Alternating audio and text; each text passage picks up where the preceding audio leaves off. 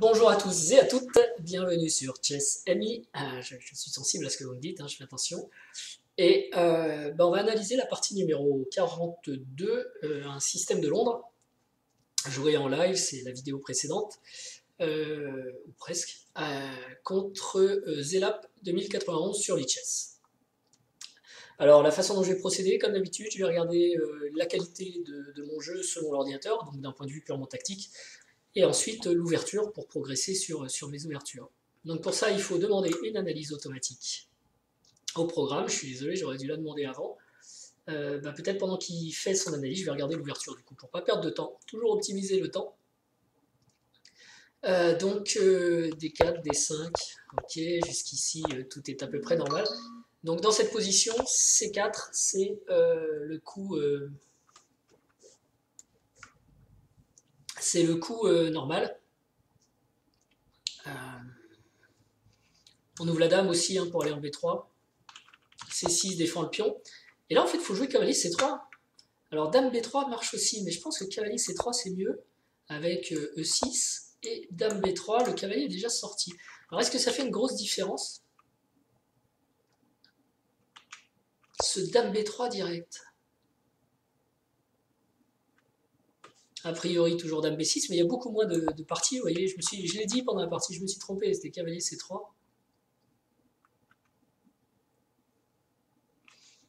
Quel coup le plus joué? Donc sur dame B3, il y a fou prend B1, c'est la seule différence que je vois. Mais bon, je ne sais pas si c'est catastrophique. Le fou a bougé 2 fois pour prendre une pièce qui n'était pas développée. En plus, ah oui, on nous dit que dame prend B7, ça va super bien parce qu'on menace une tour ici. Réaction centre, ça peut être dangereux, il faut tout sacrifier pour essayer d'avoir du jeu. Côté blanc, ça peut marcher quand même, côté noir, pardon. Alors attention, j'aimerais bien voir comment on s'en sort ici. Vous voyez, l'avantage est en train de descendre. Je ne sais pas si, voilà, on est presque revenu à l'égalité, sauf que en fait d'égalité, il y a quand même un avantage de développement côté noir. Donc sur fou prend bien, je pense pas que j'irai sur dame B7. D'ailleurs voilà, ça il vient de tomber l'évaluation, il faudrait mettre un ordinateur un peu plus puissant. Tour prend B1, tranquille. Dame A5. Ah, vous voyez qu'il y a bien une différence. On est embêté à cause de cet échec là, maintenant on n'a plus de défense. Donc fou prend B1 est peut-être un bon coup ici. C'était joué qu'une seule fois, avec une victoire d'ailleurs. Magdalena Kludax qui a battu Christina Foisor. Ok. Battu ou fait nul? Non, nul. Donc j'ai un peu glissé là. Cavalier C3 c'était mieux. Et mon adversaire a joué très vite. Je m'étais pas trompé, mais si, je me suis trompé. Ok. Néanmoins, bon, ça s'est présenté souvent, il y a peu de gens qui ont pris en B1. J'ai l'impression que c'est bien de prendre en B1. Et donc ici, je peux rattraper le coup avec cavalier C3, mais je joue C5 tout de suite, dame prend, pion prend, cavalier D7. Et du coup, cavalier C3, c'est pas forcément le bon coup. Mais je regrette parce que la position que j'aurais voulu, moi, c'était ça en fait. Donc j'étais pas dans la position que je croyais. Donc même pour regarder l'ouverture et la travailler, c'est difficile ici parce que je suis pas dans une position que j'aurais normalement dans mon répertoire d'ouverture. En fait, je me suis trompé de coup en jouant dame B3. Alors B4, coup normal parce que comme je vous expliquais dans la partie, il y a E5 qui menace, donc il faut éviter, A6. Et lui, il est embêté avec ce clouage, il essaye de s'en défaire. Et H3. Mais j'ai joué cavalier C3, qui est peut-être un mauvais coup. Non, l'ordi aime bien. Et ok, on va dire l'ouverture est terminée, quoi.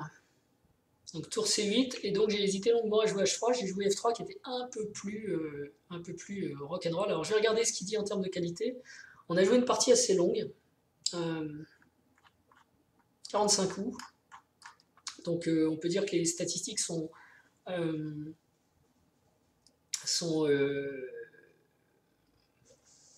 peut les considérer, quoi.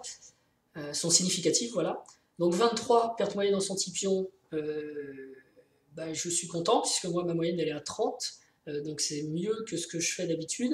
Je vous invite à regarder la vidéo que j'ai faite sur Chess Insight. Bon, je ne remets pas de lien, mais vous la trouverez facilement sur ma chaîne, dans la section entraînement, je pense.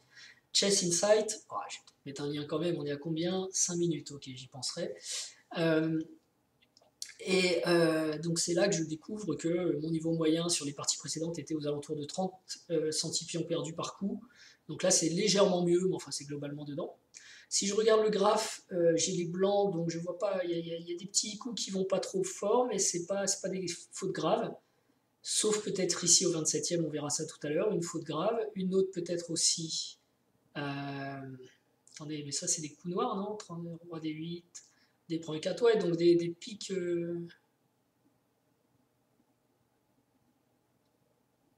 Des pics pour les blancs, j'en vois pas beaucoup. Ah non, mais c'est que des coups noirs. Bon, écoutez, je regarderai dans le détail. Mais je vois pas de trop grosses dents de scie, on va dire, donc il n'y a pas de gaffe monstrueuse, sauf peut-être ici. Au 34e, mais c'est une gaffe noire apparemment. Bon, ok, je vois rien de catastrophique côté blanc, je vois pas un grand trou qui tombe chez les noirs, sauf peut-être ici, voilà, tour prend E4. Mais oui, c'est la gaffe que j'ai fait dans la partie. Donc il y a une gaffe, ça c'est clair. Mais après j'ai bien géré quand même, hein. Ça c'est cool. Donc pas de grosse gaffe côté blanc, juste une seule, celle qui est là je pense, on la verra tout à l'heure. Une erreur, 4 imprécisions, c'est beaucoup. On va voir ce qu'il appelle imprécision, on va voir si c'est grave, parce que assez souvent c'est des imprécisions de l'instant, mais quand on regarde avec l'ordinateur, finalement, c'était pas si grave. Donc on va suivre ça. Je suis dans cette position, pour moi l'ouverture est finie et j'ai pas appris grand chose sur mon ouverture, sauf que j'ai essayé de me rappeler qu'il faut jouer cavalier C3 avant dame B3. Pourquoi je fais ce genre d'erreur? Au fait, je vous l'ai dit dans d'autres vidéos, c'est que comme j'ai arrêté pour l'instant de faire des compétitions, j'y reviendrai peut-être plus tard, mais pour l'instant j'y suis pas, je fais d'autres trucs dans ma vie, comme ces vidéos d'ailleurs, avec vous. Et donc j'apprends plus par cœur mes ouvertures, donc je commence à avoir des trous de mémoire aussi, donc ça c'est typiquement un trou de mémoire, cavalier C3. Bon, ok. Donc F3, un coup un petit peu dangereux. J'avais calculé ça, puisque je m'attends à cavalier H5. J'avais calculé G4, apparemment, j'ai bien fait. Sur cavalier prend, pion prend, le cavalier s'en va, avec une position sympa. Et j'avais calculé aussi une autre variante. Bah non, c'est la seule en fait.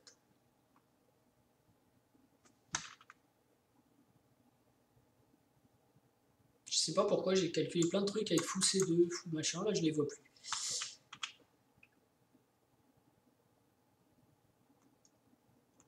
Ah si, parce que j'avais calculé ça, pardon. Excusez-moi. Hein. F3, cavalier H5, G4, j'avais calculé ça. Cavalier prend, puis on prend fou C2. Bah, d'ailleurs, il me propose aussi ici. On revient là, et là c'est super bien pour les blancs. Tour à 3, j'ai calculé tout ça. Ok, bon, c'est pas très dur à calculer non plus. Avec une bonne position blanche, vous voyez, plus 1. Donc, bah, j'ai passé beaucoup de temps à jouer F3, mais c'était pas forcément un mauvais coup. Et d'ailleurs, l'ordinateur ne crie pas, on va dire. E6, jouer rapidement. Peut-être H5 c'était mieux parce que ça empêche G4, donc j'aurais été obligé de jouer H4 ou H3. Et donc là, ça me permet de jouer G4. Du coup, il me laisse jouer et je prends l'avantage. Comme il rate H5, je prends l'avantage avec G4. Avantage d'espace, hein, principalement. Roi D2, super coup. Franchement, je suis content parce que c'est des coups qu'il faut aller trouver. On se déroque quand même. Bon, les rocs sont plus très solides. L'idée, c'est de contrôler la case D3. Fou E7 normal. Alors en plus, j'avais vu tout son plan à l'avance. Hein, j'avais dit qu'il allait bien jouer ça. Cavalier GE2, il préfère cavalier H3. Alors l'idée de cavalier H3, mais dis pas que cavalier GE2 c'est une faute, on garde l'avantage, donc je ne vais pas non plus passer trop de temps sur ce qui n'est pas des fautes. Et cavalier C1. En fait, mon cavalier veut venir en A5, seule case où il peut exercer une pression intéressante pour l'instant. E5 c'est peut-être pas mal, mais bon, il serait pris tout de suite, vous voyez. Et puis après des cavaliers D7, F6, peut-être que c'est les noirs qui pourraient prendre l'initiative au centre. Fou C7. Petit roc était peut-être mieux, mais ok, c'est son plan, je vois pas de catastrophe. Ce qui me donne plus 2 quand même, hein. C'est énorme. Fou prend, tour prend. Ah, et j'ai raté B5. C'est B5 qui est le bon coup ici. Ah oui, d'accord, je comprends. Ah mince. Alors pourquoi? Parce que sur B5, si pion prend, il y a une tour qui saute, donc ça, pas possible. S'il prend de l'autre côté, alors on va prendre là. Toujours pas possible de prendre à cause de la tour qui saute, on est d'accord? Ok, donc il faut qu'il pousse sa tour. Alors s'il la met en C8, il y a cavalier échec qui gagne la qualité. Et s'il la met en C6, il y a quand même cavalier échec, le roi monte, et on gagne un deuxième pion. C'est la cata. Ah, peut-être qu'un seul à cause de ça quand même. Oh là là, il nous envoie dans des... Ah oui, j'ai mon... Pourquoi je prends pas avec le fou? Avec la tour. Ah oui, parce qu'on va faire un échange de tours. S'il prend, je prends avec le fou. S'il attaque le cavalier, je pousse. Ok. Bon, bah à retenir ça par contre, parce que on a bien dans cette position, on le sait, ces pions faibles qu'il faut essayer d'attaquer. Et là, bah, c'était pas évident. Donc la tour en C7. Et en plus, ça c'est un coup que je dois pouvoir jouer souvent.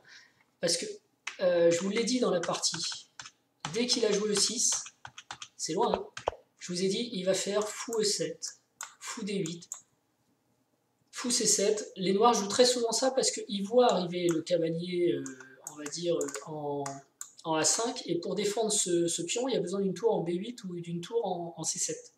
Mais à cause de ce fou, c'est pas possible de mettre la tour en C7. Donc il joue ce plan. Et après, il faut chercher un moyen de casser les pions. Et il y a beaucoup de tactiques parce que le cavalier qui rentre fait des fourchettes. Et donc là, on vient de voir un bel exemple de tactique que j'ai totalement raté dans la partie, c'est B5. Il faut tout de suite voir que ça, c'est pas possible. Il y a la tour. Puis on prend, on s'en moque parce qu'il y a toujours la tour. Et comme on attaque, elle ne peut pas descendre ici, il y a échec. Reste à voir ce que fait tour C6 en fait. Mais on a pris un pion, et on peut faire échec et en prendre un deuxième, donc ouais, j'ai raté ça. Première, effectivement, imprécision ou erreur de taille quand même, mais enseignement, vous voyez, analysez vos parties. Ça, ce coup-là, si j'avais pas analysé la partie, je ne l'aurais pas eu en tête pour la prochaine fois. C'est tellement percutant. Pourquoi je vais m'en souvenir? Parce que dès que je vais voir un joueur commencer à jouer avec son fou, je vais dire attention, il y a quelque chose, il y a une tactique avec B5. Et c'est tellement un plan classique de la part des noirs que ça peut se produire assez facilement. Le tout étant d'avoir le cavalier en C3. Super, super. Je suis content d'avoir appris ça, vous voyez. Analyser ces parties, on apprend des choses intéressantes. Pas seulement, vous voyez, parfois on dit « Ah, j'ai mal joué là, j'ai fait une gaffe », et puis, bon ok, mais comment on l'exploite? Alors que là, on est typiquement dans un plan qui se produit assez souvent dans cette ouverture. Et donc, j'ai un thème tactique que je pourrais replacer. Cavalier A5, il n'aime pas. Cavalier A5, il n'aime pas. Alors, c'est vrai qu'il part un petit peu s'endormir, mais il préfère cavalier E2, sans doute, pour E5. Ça, c'était un bon coup que mon adversaire a jamais joué. Fou H3, tour C8. Et j'essaye de savoir ce que fait mon cavalier en E2. En tout cas, il remet un cavalier là. Donc, et il donne plus 1, 0,6. Et là, plus 0,9. Ok.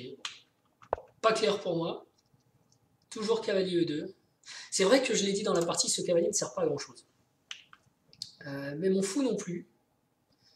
Et je joue fou D3 en me disant qu'un jour je vais jouer tour B1 quoi, ou quelque chose en C1 et je vais le perdre. Donc ici l'ordi préfère fou E2 ou H5. Fou E2. Mais il n'a pas de plan très très clair, quoi. Hein. Si on regarde H5, fou H7. Alors moi j'aime pas trop parce qu'il va peut-être s'ouvrir par là. Fou E2 pour se développer mais sans aller très loin. Et tour G1. Mener l'attaque sur ce côté-là quand la tour est bloquée. C'est un peu le plan aussi que j'avais dans la partie quand même. Bon, fou D3. Fou prend D3, roi prend D3. Ok, on a perdu une partie de l'avantage. Pas forcément une bonne idée d'échanger donc ce fou. Et je joue H5, c'est vrai que j'ai hésité ici, peut-être je dois laisser en l'état. J'avais peur de donner la case F4, peut-être dans certaines conditions où il pousserait ici et ici, ou comme ça. Et la case F4 est plus défendue, et du coup, s'il peut amener un cavalier en G5, un H5, F4, bon. Mais c'était assez loin, et j'ai paniqué, peut-être je peux laisser OK. Roi C2, c'est quoi l'idée de roi C2? Roi F8, il va aller dans son petit roc. G5, cavalier H5 justement. Cavalier E2 toujours, ah oui, qui lui protège les cases clés. Et moi je suis, ouais, E5, j'aime bien. Hein. Là, il ne le disait pas dans sa variante, mais E5, j'ai l'impression que j'ai un problème de coordination avec mes pièces, là, si le centre s'ouvre, ça me fait un peu peur. Puis on prend, cavalier prend, il y a la case C4 aussi. Moi j'aime bien les noirs, là, hein. Il dit égal, mais... Donc c'est intéressant, d'ailleurs, en bout de variante, il dit 0,5, et quand je joue H5, il dit 0. Il aurait dû faire pion prend, et tour C8. Il n'a pas peur de tour G7, on dirait. Pourquoi il n'a pas peur de tour G7? Est-ce qu'il peut ouvrir là? Ouais, peut-être je vais pas ouvrir. Ah si, je suis obligé. Ah, ah oui, là il prend l'avantage. Bien vu! Bien vu, bien vu. Donc tour G7, pas possible. Donc il aurait dû prendre. Au lieu de ça, il ferme et il me laisse l'avantage. D'accord. Donc j'aurais... En fait, je voyais tour G7 sur H5, j'ai prendre, mais tour G7, c'est pas si fort, quoi. Donc il ferme, ça me rend service. Et ici, on pense à recycler le cavalier. Moi, je joue tour A1, ça va aussi. On replace la tour. Cavalier B8, tour H1. Je vais voir les fautes, hein. Et ici, cavalier A4 est une faute. J'étais tenté, je me disais, ce cavalier sert à rien. Alors c'est vrai qu'il y a peut-être 2 ici, et puis on voit après avec le 4 par exemple, et on aura la possibilité de reprendre par le cavalier, et non pas par la tour comme j'ai fait. C'est peut-être un meilleur plan, pas proposé par l'ordi. Lui propose le 4, ah bah oui, puisque je peux reprendre tout de suite. Qu'est-ce que je vais aller faire le tour? Je suis fatigué aujourd'hui. Et là, il peut pas trop prendre, parce que je reprends avec le cavalier, et je menace de venir ici. Bon, il a cette case quand même, mais là, il y a un problème. Là aussi, remarquez.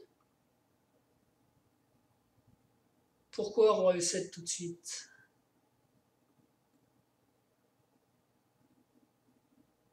Ah, pour défendre là, oui, je suis bête. Et donc on prend... Peut-être il prend ici. Check. Ok, si je vais en C3, il va répéter. Et il y a ça qui est pas très bien. Ouais, ok. Avantage blanc qui se confirme ici. D'accord. Donc ça, c'est E4 que j'ai raté. C'était une possibilité. Et au lieu de ça, j'ai joué cavalier A4 pour essayer de l'enfermer plus par là-bas. C'est un moins bon coup. Sur E4, c'était directement plus 2. Ah ouais, presque. Ouais. Ah ouais, d'accord.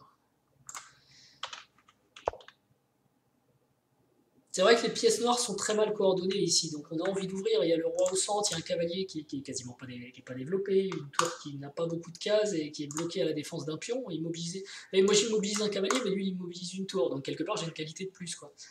Et donc j'ai une tour qui joue, celle-là qui pourrait jouer aussi, donc j'aurais pu ouvrir, ouais, c'est vrai. Cette tour qui joue pas pour l'instant.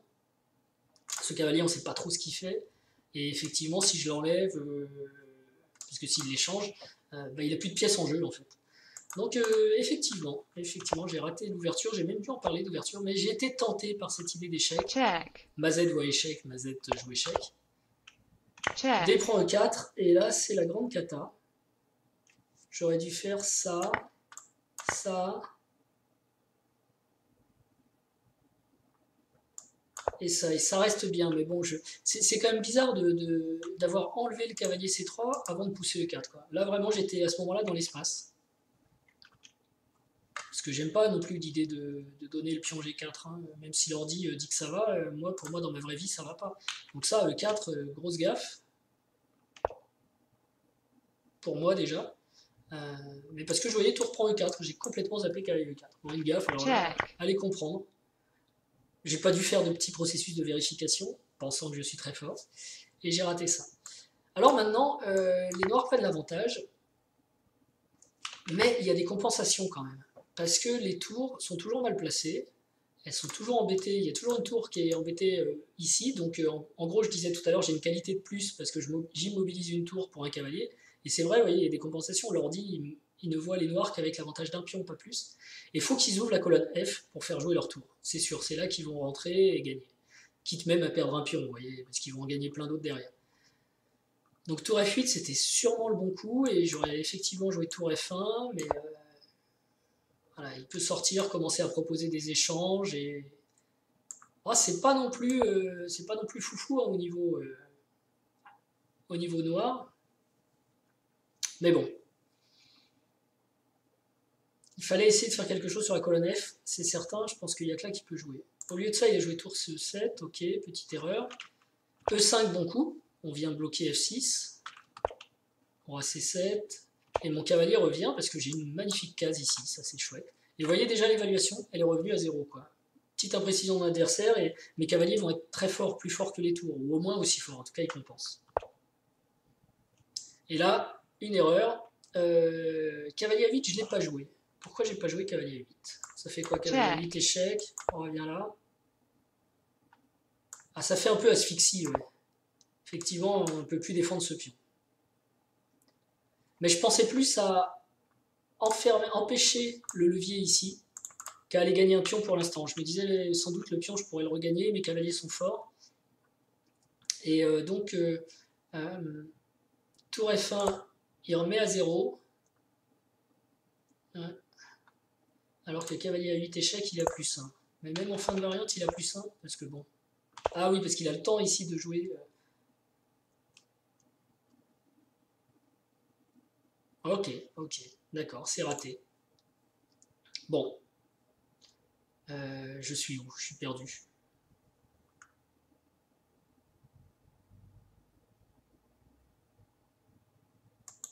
Tour F1, il remet à 0. Ok, cavalier D7. Donc là, il faut que j'enlève son cavalier, c'est sa seule pièce qui va jouer en fait. Remarquez bien que pour jouer, elle n'a pas beaucoup de cases cette pièce. Parce que pour arriver ici, il faut qu'elle passe en F6, c'est pas possible, mais elle va passer par E7, ça va lui prendre des heures. Je préfère l'enlever. Seule pièce qui joue disparaît. Ok. Et cavalier D6. Et donc là, on est toujours à 0, il aurait dû jouer tour H8. Peut-être pour empêcher la suite. Je peux prendre ici, mais je reste avec une qualité de moins et je lui ouvre. Vous voyez, c'est exactement ce que je disais. Aucun intérêt d'ouvrir la colonne F, ça sert les noirs, même au prix d'un pion. Parce que leurs tours vont jouer grâce à cette colonne. Elles vont rentrer ici, faire échec, venir là, grimper tous les pions. C'est une structure de pion en plus idéale, là, pour le coup, pour les tours d'un seul coup, dès qu'elle rentre chez moi. Il ne faut surtout pas qu'elle rentre. Alors, A5 n'était pas possible, hein, parce qu'il y a ça suivi de B4. Donc ça marche pas non plus. Ok, et donc tour H8, j'ai pas grand chose pour progresser du coup. Au lieu de ça, il a joué tour F8, et ça me donne l'avantage. Je vois tour F6, ça marche, et du coup sur tour H8 derrière, j'ai le coup cavalier F7 comme dans la partie, qui prend ici, qui va prendre là, et même si je joue ça, ça je l'avais calculé je crois. Ah, c'est pas la prise? Parce que je me disais là, j'avance quand même jusqu'ici. Hein. Ça c'est 0, ok. Enfin, c'est égal. Et donc, si on revient... Ah oui, oui, ça marche aussi, oui. Et je vais soutenir, mais tout en étant soutenu moi-même, quoi. Et jamais il peut sacrifier là, parce que... Enfin, si, il peut, d'ailleurs. Ça fait quoi? Tour prend, puis on prend, on reprend. Mais je me presse pas. Et ouais, d'accord. Je vais finir par gagner en rentrant mon roi sur la case E5. Il suffit que j'attende qu'il me la laisse. Et ça va le faire. Et en plus, il a...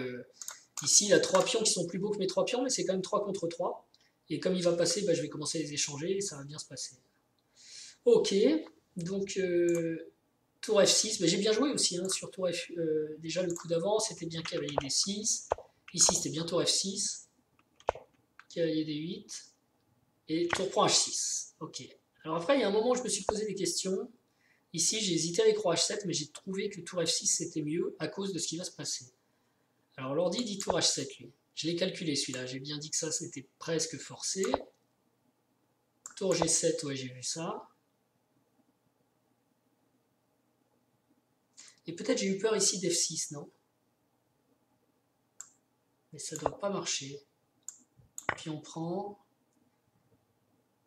Ah, il n'y a pas tour prend parce que tour échec. Et si roi vient là, tour mat. Ça j'ai pas vu. Je n'ai pas poussé le calcul jusque-là. C'est délicat aussi dans cette position de pousser le calcul jusque là-bas en étant sûr de ne pas faire de faute. Alors que j'ai vu la suite de la partie.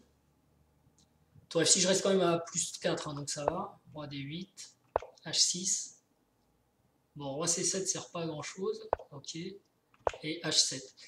Et en fait, j'avais déjà compris que je pouvais amener mon cavalier en F6 d'une certaine façon. Par exemple, si je joue tour ici, ouais, je peux prendre. Et je crois que j'avais aussi vu... Non, j'avais vu tour ici. Effectivement, il faut qu'il joue F6. Sinon, ça va pas trop. Et tour prend, tour prend, tour prend. Roi et pion ici. Ouais, ça va pas. Non, ça, c'est pas bon.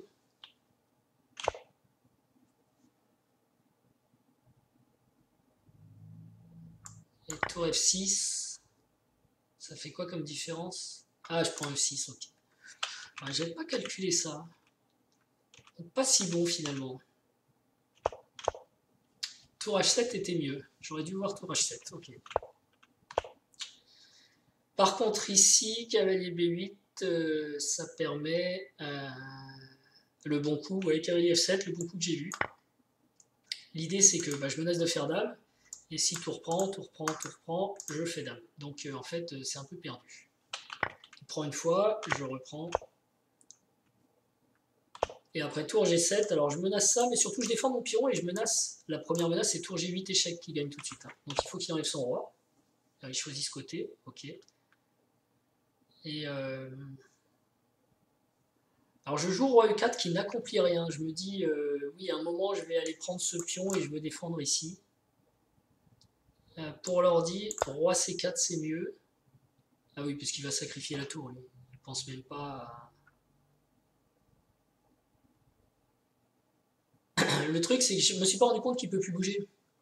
Ça, c'est cloué, donc pas question de bouger. Et si le roi redescend, j'ai toujours mon truc. Donc il faut qu'il joue A5 et forcé.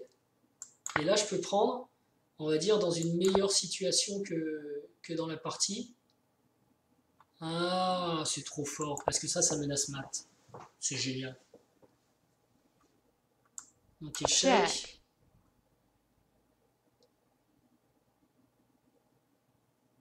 Pourquoi je prends pas avec ce pion?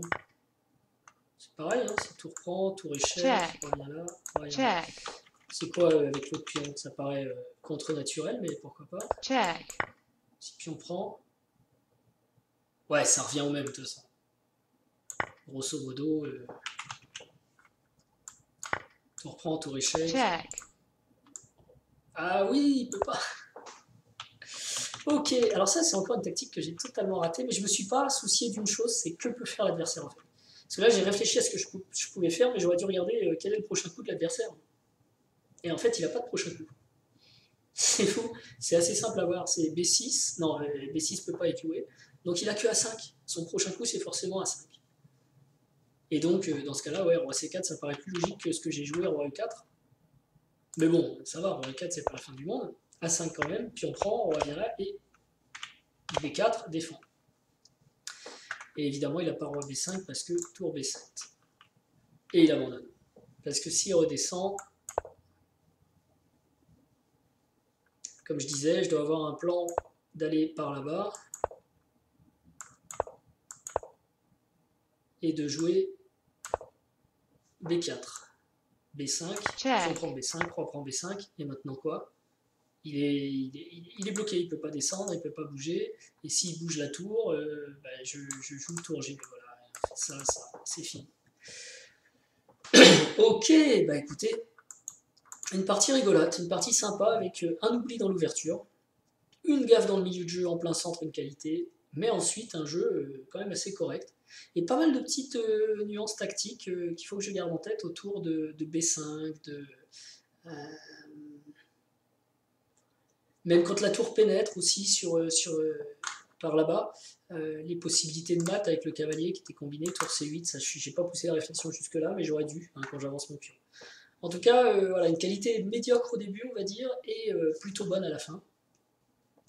Donc, une partie intéressante. Allez, sur ce, je vais vous laisser, ça fait une longue analyse, et je vous dis à très bientôt. N'oubliez pas de vous abonner pour voir les notifications de vidéos, j'en fais pas mal en ce moment, et de mettre des likes ou des commentaires, ça fait toujours plaisir, je les lis. Parfois je réponds, mais bon, je n'ai pas toujours le temps non plus. Mais en tout cas, je suis content de...